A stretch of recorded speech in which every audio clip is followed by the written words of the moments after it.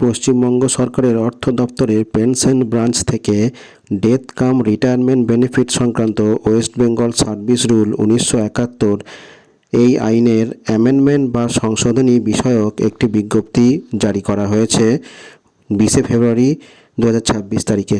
কি বলা হয়েছে বিস্তারিত জেনে নিই।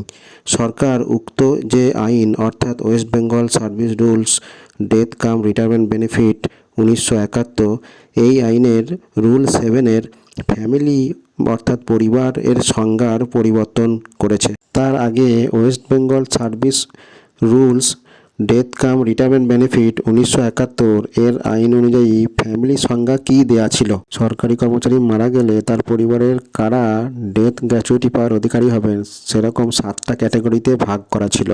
এখন এই আইনের সংশোধনীতে কারা কারা পরিবারের ডেথ গ্র্যাচুইটি পাওয়ার অধিকারী হবেন তা নতুন করে স্পষ্টভাবে নির্ধারণ করা হয়েছে।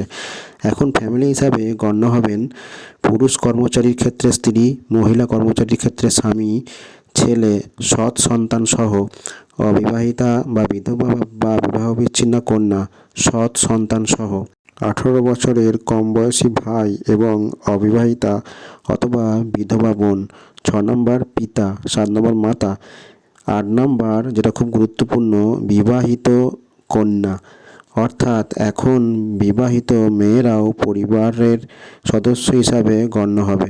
এটা খুব গুরুত্বপূর্ণ পরিবর্তন, যেটা কিন্তু আগের আইনে ছিল না। তবে যেসব ক্ষেত্রে কর্মচারীর মৃত্যু এই বিজ্ঞপ্তি কার্যকর হওয়ার আগে হয়েছে কিন্তু বিবাহ বিচ্ছিন্ন বা বিবাহিত কন্যার মামলা এখনও নিষ্পত্তি হয়নি, সেগুলো এই নতুন নিয়ম অনুযায়ী প্রশাসনিক দপ্তর বিবেচনা করতে পারবে। এই গুরুত্বপূর্ণ বিষয়টা আপনাদের কাছে আমি শেয়ার করলাম। আপনাদের মূল্যবান মতামত কমেন্ট বক্সে লিখে জানাবেন এবং চ্যানেলটিকে প্রচুর পরিমাণে শেয়ার করবেন। যারা এখনও সাবস্ক্রাইব করেননি তারা প্লিজ চ্যানেলটিকে সাবস্ক্রাইব করে দেবেন। ধন্যবাদ।